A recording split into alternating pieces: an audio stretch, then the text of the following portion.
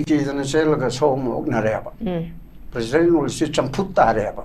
ꯑꯩ ꯅꯣꯡꯈꯟꯅꯕ ꯍꯥꯏꯕ꯭ꯔꯥ ꯁꯤꯕꯃꯛꯇꯤ ꯁꯤꯗꯕꯗꯣ ꯑꯗꯨꯒ ꯇꯥꯡ 9ꯗ ꯆꯠꯄ ꯌꯥꯔꯅꯤꯒ ꯇꯧꯗꯕ ꯑꯗꯨꯒꯤꯗꯤ ꯌꯥꯝ ꯂꯩꯈꯔꯦ ꯍꯥꯏꯔꯨꯅ ꯀꯥꯟꯅꯗ꯭ꯔꯦ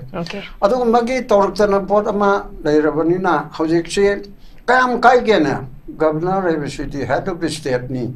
ꯄ꯭ꯔꯁꯤꯗꯦꯟ ꯔꯨꯜ ꯍꯥꯏꯁꯤ ꯒꯕꯔꯅꯔ ꯔꯨꯜꯅꯤ ꯑꯥꯐꯇꯔꯁꯦ ꯍꯣꯝ ꯃꯤꯅꯤꯁꯇ꯭ꯔꯤꯅ ꯇꯧꯖꯔꯒꯁꯨ ꯄ꯭ꯔꯁꯤꯗꯦꯟ ꯔꯨꯜ ꯍꯥꯏꯅ ꯄ꯭ꯔꯁꯤꯗꯦꯟꯅ ꯗꯥꯏꯔꯦꯛ ꯇꯧꯕ ꯅꯠꯇꯦ ꯐꯣꯔꯃꯦꯂꯤꯇꯤ ꯅꯤꯌꯣꯝꯒꯤ ꯋꯥꯅꯤ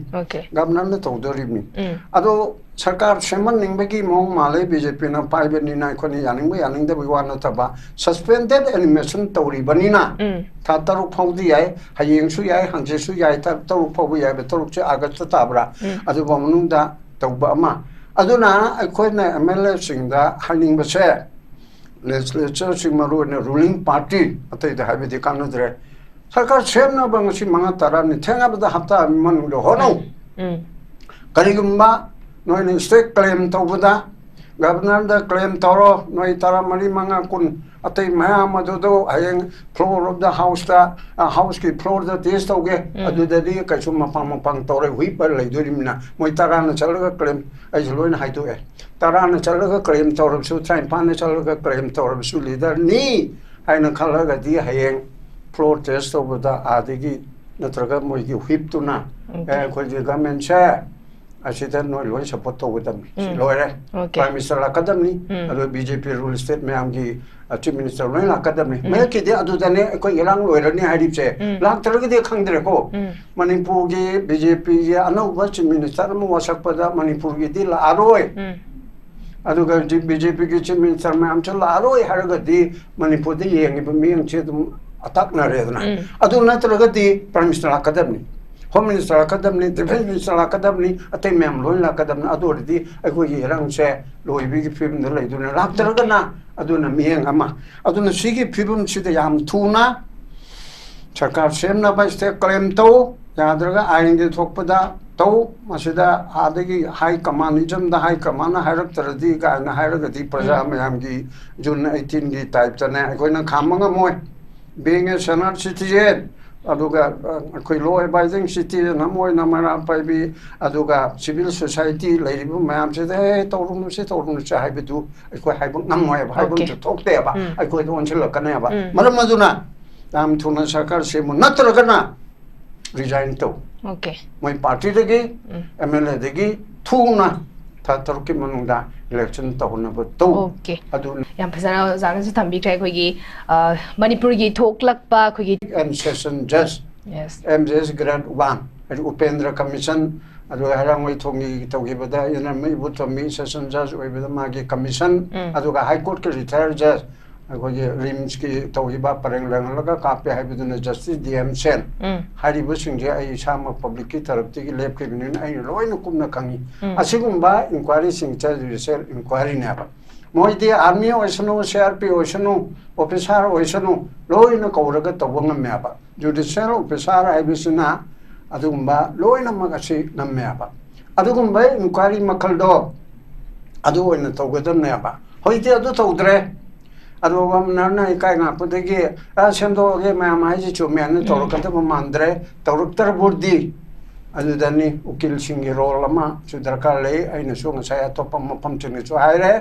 bar association all manipur bar association high court bar association moi ge amju gi tori chumen mikal hayang chit general body tongnaraga tongnaga dore mikan jun thai munu da laknarani afaba aring ba militant oiba ba militant erga kolai paibiduna te ko strong bar ma law and order se masigi rule of law chalana ba imai bel sinna toriba mass movement to badamang thanana ba adu migi role ma india freedom movement to bada ukil gandhi na ukil nehru na ukil rajendra prasad na ukil patel na ukil gokhale na ukil motilal na ukil nanta leadership gi charu ahum topic ani se India ki movement chi ukil ngatana taweba American war of independence ukil na litawi Abraham Lincoln na aduga French revolution ukil na tawi aduga ain haipe parliament se koi bhap domination tawuni Soviet Union ga October revolution law graduate oiba Lenin na BI Lenin na lusingi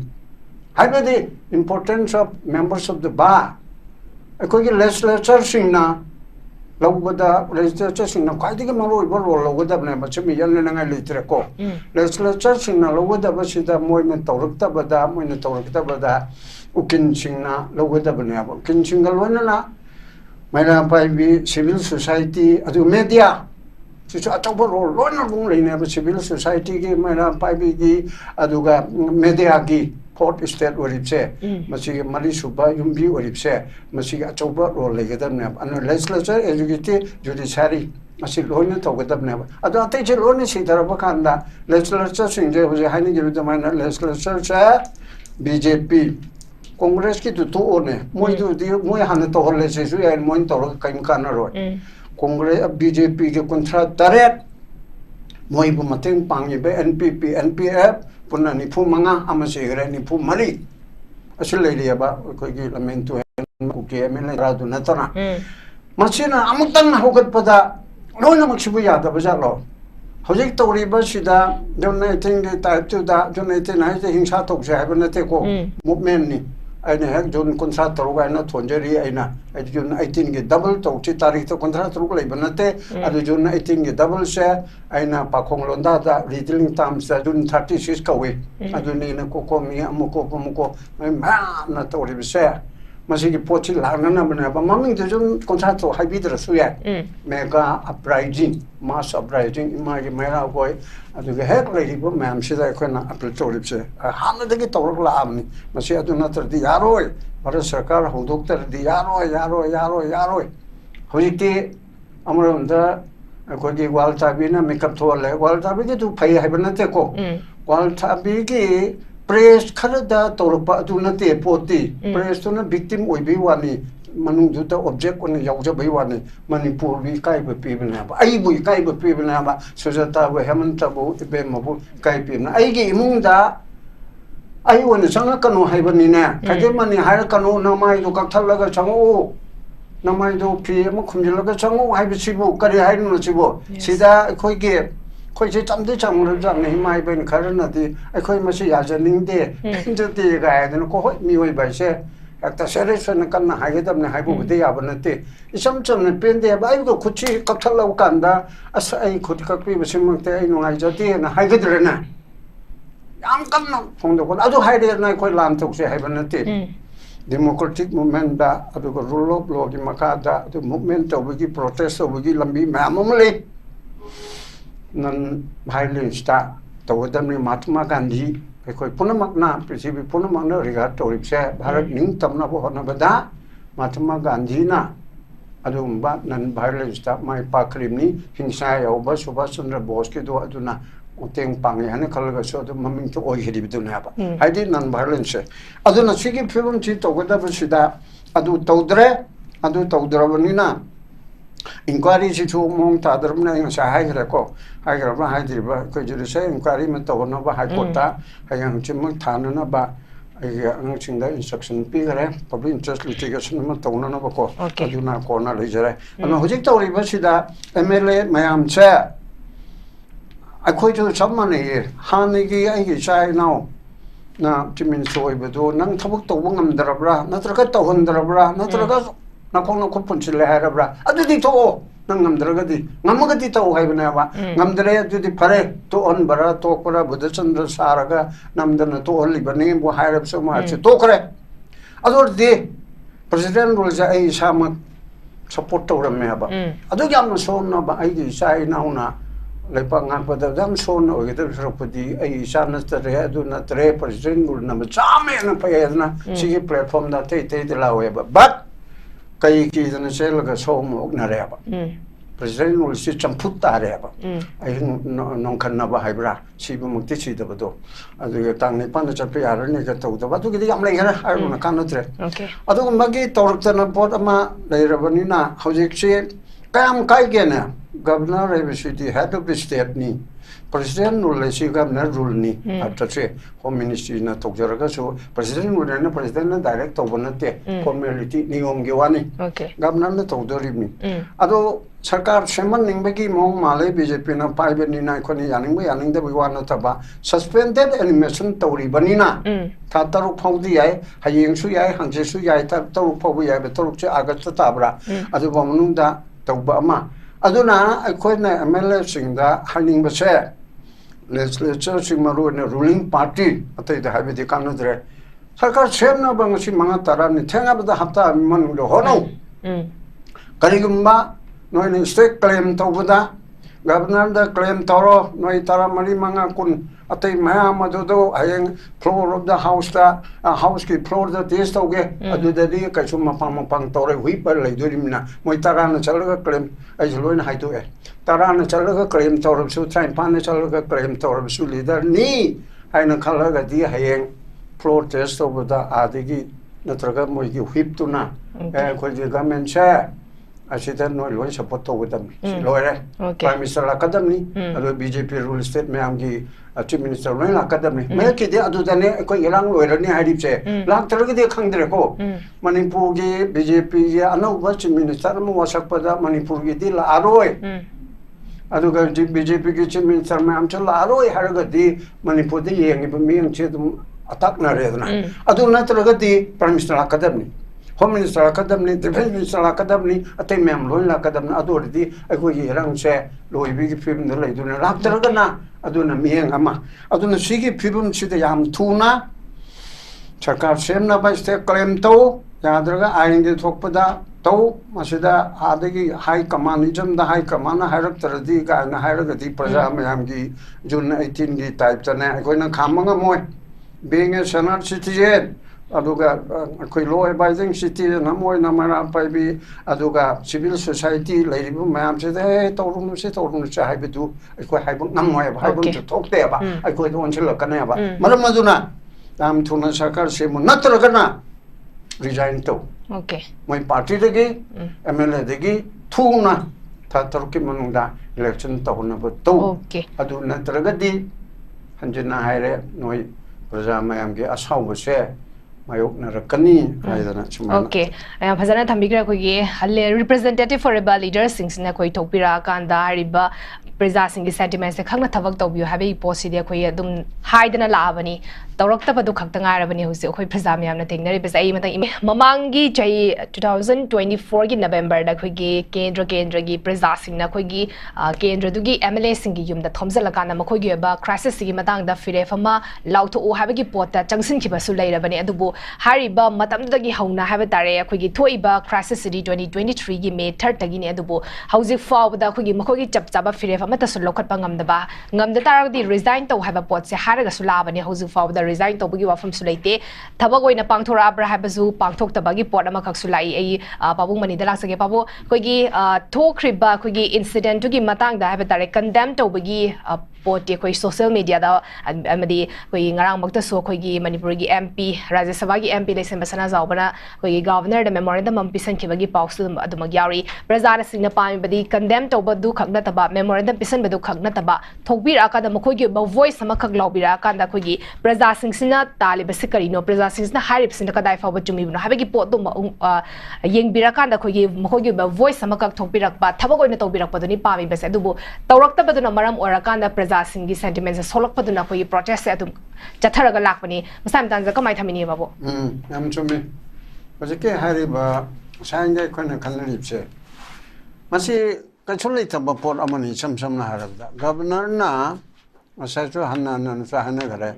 responsibility लोगोदरिबा governor ना मामंगना वदा तबमक नत्रगदी तबम छु थोकते अदुना हजिकी सिदमाना तौरबो अरबसु तौदबो अरबसु माना सोइगरे लांगरे आइना मरम ओइदना आइग officer सिंगना आइना यंगचल हुदबदगी मियामगी पुंगनिंग से असुके मति वारो घरे मियामगी सेंटिमेंट जी सोकरे I am sorry I regret हाइना हाइरगा मदु हाइबदा अखोइसे अदमना तमथीबा प्रजा नतेबा मणिपुर से मरोइना मितै से यामनु पुचल सौबने मंगाकपिरसी हाइबसी हेक्तो होचलगा हाइदोरिमनेबा लोइनमना तौरिबा कांगमुनसु यादोरिमनेबा मसे हाइनिंगद्रिबसे मसे गवर्नमेंट ऑफ इंडिया की हन्ना हाइना अरोनबा पॉलिसी अमगी मखादा तौबजाला मणिपुर से तसेनमक थुगाइनिंगबा हाइबदी टेरिटोरी के अपुनबगी सक्षम सी मेपतदी अदुम लिसिंग कोनितोय song कोंतरे हाइना लहलगा चाखुम तोंगान हनिंग हल्लीबरा aduga mite si namthan ningi bra ama kariguma kharadi sengna taure haibesi chap chapa pramanama oirabana ba adu natragadi masi miyoi bu khunaina tawna pham thokparane imdigi mapa mapuduna macha maso makarino ma sokpada hai angang do ke dora adu tokbo khotpa haina hangnari ba ngakta natro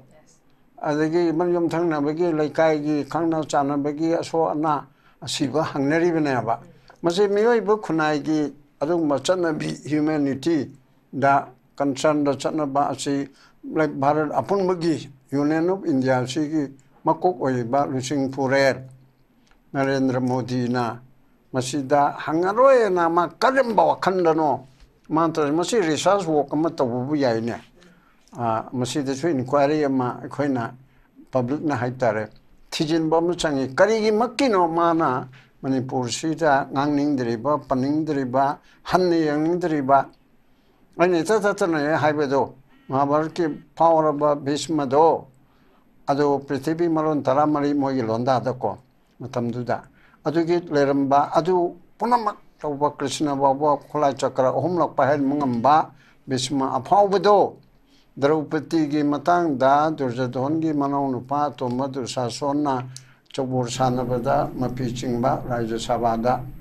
adugi matang da ngharaba kan gharaba mana machanu pa thokpa disa rasta duda aduga masu Duryodhan hey adudi tawba yade haina hairaga ilai lai no loge da pot aduda Hare Krishna haina leibado adugi matogumna masay ani tata na hairabani hai mandar mina taning drebo hairabni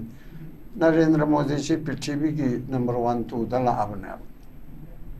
asigum bagi power ba Russia ga aruga kanoga Ukraine ga khanaba aruga Israel ga karke tawda kham dana khotana ama matawdana tawri bamisak amane ba adugum bamisak china Manipur haina haiba kanda magina ramni Hare Ram hairaga adum leibadona Manipur si su yang ningdreba masigi se koi praja singna koi intellectual singna masigi research work ama tawi abjani pmo daga hanga klai klai da akangai mapan ge mayam da toraga kali makeno prime minister na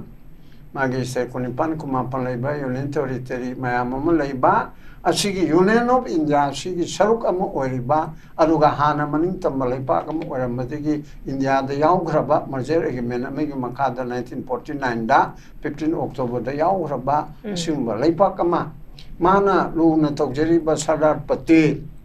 mana monti phut cham yang khai wang na Gujarat te yungi ba Sardar Patel do aduna Manipur se india da tinhanna ba angam mo pai tawdana adumba india da take over to mailonda da india da lokshili bana Manipur praja bu sembi ge sabi ge aruga asumba noini thokpan mo lepa oibado noina kanu tawjarabasu akhoi gi union of india da yawro haidana lowning ba ko du yaninge yaningte haibidu nam oraga so adu lokshin garabatin garabna khoi punama indian union gi member oiraba adu main tawdana Manipur se india da lokshili ba telali ba Patel do adu gi magi guru ne ba Narendra Modi da magi da mungta phutcham yang khai wangba prithvi do khwaidi ko wangba singi manu da amu oiba multi sarim ne ba Gujarat ta ko adu na tawri ba ju ona taina ba da adu na lokshilla mi ba india da pulalla mi ba union da yawalla mi ba se masimana khaidok ning bra ba Manipur se india macha natta ba do na tawchi kari gino ba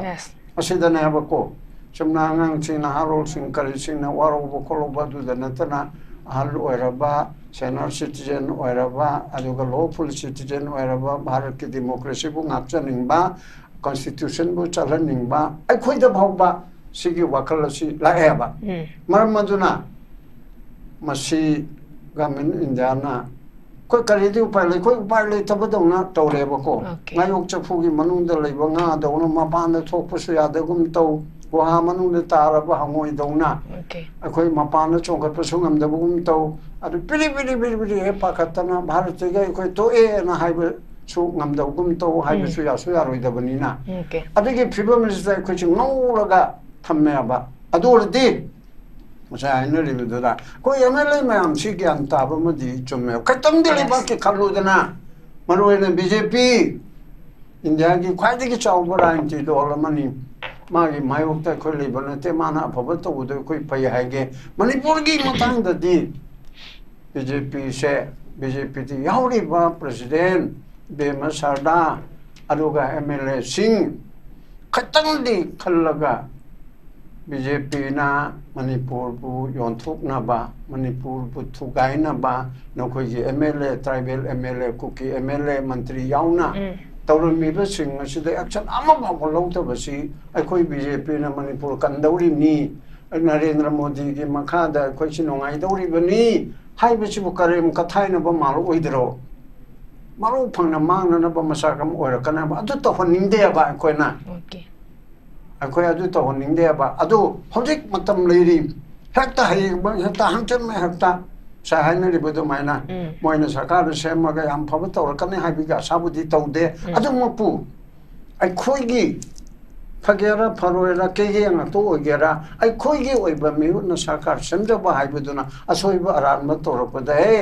ꯍꯥꯏꯅ ꯍꯥꯏꯕꯁꯦ ꯑꯩꯈꯣꯏꯒꯤ ꯋꯥꯀꯠꯐꯝ ꯑꯗꯨ ꯂꯩꯌꯦꯕ ꯑꯁꯤꯗ ꯁꯦꯟꯇꯔꯅ ꯇꯧꯕꯁꯤꯗꯗꯤ ꯌꯣꯠꯇꯨꯝ ꯑꯃꯗ ꯁꯨꯝ ꯈꯨꯠꯅ ꯅꯝꯃꯨꯕꯗꯨꯅ ꯀꯩꯁꯨ ꯆꯪꯉꯔꯣꯏꯗꯕꯗꯣ ꯑꯗ ꯑꯩꯈꯣꯏꯒꯤꯅ ꯑꯣꯏꯔꯕꯗꯤ ꯐꯅ ꯐꯠꯇꯕ ꯑꯣꯏꯔꯣꯅꯦ ꯍꯥꯟꯅꯗꯒꯤ ꯐꯠꯇꯕ ꯐꯥꯎ ꯑꯣꯏꯔꯦꯅ ꯈꯜꯂꯁꯦꯕ ꯐꯣꯔ ꯗ ꯇꯥꯏꯝ ꯕꯤꯡ ꯑꯗꯨ ꯑꯣꯏꯔꯗ ꯍꯥꯏꯐꯝꯗꯣ ꯅꯪꯕꯨ ꯍꯧꯒꯠꯂꯨꯅꯦ ꯑꯗꯨ ꯇꯧꯅꯦ ꯑꯗꯥ ꯇꯧꯅꯦ ꯍꯥꯏꯗꯅ ꯃꯌꯥꯝꯁꯤꯒꯤ ꯏꯃꯥ ꯏꯄꯦꯜꯁꯤꯡꯒꯤ ꯀꯩꯅꯣ ꯂꯧ ꯁꯤꯚꯤꯜ ꯁꯣꯁꯥꯏꯇꯤꯒꯤ ꯂꯧ ꯏꯟꯇꯦꯂꯦꯛꯆꯨꯋꯦꯜꯁꯤꯡꯒꯤ ꯂꯧꯕ ꯌꯥꯕ ꯇꯧꯕ ꯌꯥꯕ ꯁꯥꯁꯣꯟꯒꯤ ꯃꯑꯣꯡꯗ ꯑꯀꯪꯕ ꯇꯥꯟꯅꯔꯒ ꯁꯤ ꯇꯧ ꯌꯥꯗ꯭ꯔꯒ ꯁꯦꯟꯇꯔꯅ ꯌꯥꯔꯛꯇ꯭ꯔꯒ ꯇꯣꯛꯊꯣꯛꯎ ꯍꯥꯏꯕ ꯉꯝꯕ ꯁꯔꯀꯥꯔ ꯑꯃ ꯂꯩꯍꯟꯕꯒꯤ ꯃꯊꯧ ꯇꯥꯏꯌꯦꯕ ꯑꯗꯨ ꯅꯠꯇ꯭ꯔꯒꯗꯤ ꯑꯩꯈꯣꯏꯁꯦ ꯁꯨꯝ ꯄꯥꯡꯅ ꯁꯥꯟꯅꯅꯕ ꯇꯧꯔꯒꯗꯤ ꯑꯗꯨ ꯆꯨꯝꯗꯦ ꯑꯗꯨꯅ MLAꯁꯤꯡꯅ ꯃꯣꯏꯒꯤ ꯃꯈꯨꯠꯇ ꯂꯩꯔꯦ ꯑꯁꯤꯗ ꯉꯁꯥꯏ ꯍꯥꯏꯅꯔꯤꯕ ꯁꯨꯖꯥꯇꯥꯒ ꯀꯩꯅꯣꯒꯅ ꯍꯦꯃꯟꯇꯒꯅ ꯍꯥꯏꯔꯦ MLA ꯑꯃ ꯍꯧꯖꯤꯛ ꯏꯈꯠꯂꯛꯄꯗ ꯁꯤꯗ ꯁꯨꯝ ꯀꯃꯦꯟ ꯌꯦꯡꯕꯗ ꯑꯃ ꯌꯥꯎꯏ ꯀꯅꯥꯅꯣ MLA ꯑꯃꯅ ꯍꯥꯟꯅ ꯃꯟꯇ꯭ꯔꯤ ꯑꯣꯏꯔꯝꯕ ꯑꯆꯧꯕ ꯑꯃꯅ ꯑꯩꯈꯣꯏ CSO ꯄꯨꯟꯗꯕꯅ ꯑꯩꯈꯣꯏ ꯄꯨꯟꯗꯕꯅꯤ ꯍꯥꯏꯕꯁꯤꯗꯤ ꯑꯃꯨꯛ ꯍꯟꯅ ꯇꯥꯍꯟꯗꯕ ꯐꯩ ꯁꯤꯒꯨꯝꯕ ꯋꯥꯍꯩꯁꯦ ꯃꯁꯤ CSOꯅ ꯀꯩꯗꯧꯗꯣꯔꯤꯕꯅꯣꯅꯦ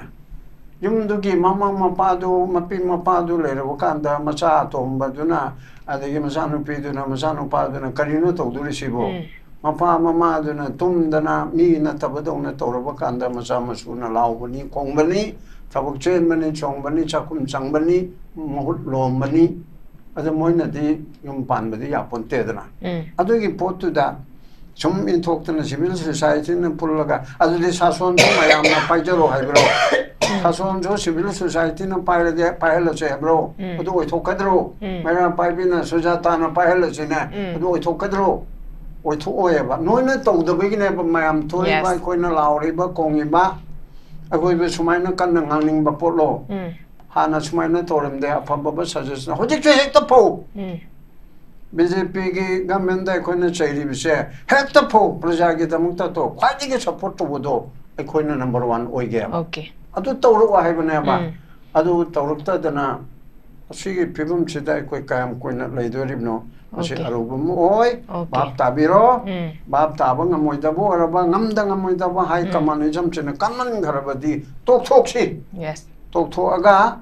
ꯂꯣꯏꯅꯃꯛ ꯔꯤꯖꯥꯏꯟ ꯇꯧꯊꯣꯛꯑꯒ ꯐ꯭ꯔꯦꯁ ꯏꯂꯦꯛꯁꯟ ꯑꯃ ꯇꯧꯍꯟꯁꯤ ꯑꯗꯨꯅ प्रजाꯒꯤꯗꯃꯛꯇ ꯀꯥꯟꯅꯅꯤ ꯏꯟꯗꯤꯌꯥꯒꯤ ꯀꯣꯟꯁꯇꯤꯇ꯭ꯌꯨꯁꯟ ꯉꯥꯛꯅ ꯑꯩꯈꯣꯏ ꯊꯕꯛ ꯇꯧꯕ ꯉꯝꯒꯅꯤ ꯍꯥꯏꯅ ꯁꯨꯃꯥꯏꯅ ꯊꯝꯒꯦ ꯌꯥꯝ ꯐꯖꯅ ꯊꯝꯕꯤꯈ꯭ꯔꯦ ꯄꯥꯕꯨꯡꯅ ꯑꯩꯈꯣꯏꯒꯤ MLA ꯑꯃ ꯑꯣꯏꯅ प्रजाꯒꯤ ꯂꯨꯆꯤꯡꯕ ꯑꯃ ꯑꯣꯏꯅ ꯂꯩ ꯇꯥꯔꯒꯗꯤ ꯑꯩꯈꯣꯏꯒꯤ प्रजाꯒꯤ ꯁꯦꯟꯇꯤꯃꯦꯟꯠꯁꯦ ꯈꯪꯅ ꯊꯕꯛ ꯇꯧꯕ ꯌꯥꯕꯅꯤ ꯇꯧꯕ ꯉꯝꯃꯣꯏꯗꯕ ꯑꯩꯈꯣꯏꯒꯤ ꯍꯥꯏ ꯂꯦꯚꯦꯜꯗ ꯂꯩꯕ ꯑꯩꯈꯣꯏꯒꯤ ꯃꯤꯁꯤꯡꯁꯤꯒ ꯑꯩꯈꯣꯏꯒꯤ ꯄꯥꯅꯕ ꯉꯝꯗ ꯇꯥꯔꯒꯗꯤ ꯃꯈꯣꯏꯗ ꯍꯥꯏꯕ ꯉꯝꯗ ꯇꯥꯔꯒꯗꯤ ꯃꯁꯤ ꯑꯩꯈꯣꯏ प्रजाꯁꯤꯡꯅ ꯌꯥꯗ꯭ꯔꯦ ꯑꯗꯨꯅ ꯑꯩꯈꯣꯏꯁꯦ ꯔꯤꯖꯥꯏꯟ ꯇꯧꯖꯔꯒꯦ ꯍꯥꯏꯕꯒꯤ ꯄꯣꯠꯁꯦ ꯍꯥꯏꯕ ꯉꯝꯒꯗꯕꯅꯤ ꯍꯥꯏꯕ ꯄꯣꯠꯇꯨꯅꯤ ꯄꯥꯕꯨꯡꯅ ꯊꯝꯕꯤꯔꯤꯁꯦ ꯑꯩ ꯂꯣꯏꯁꯤꯜꯂꯛ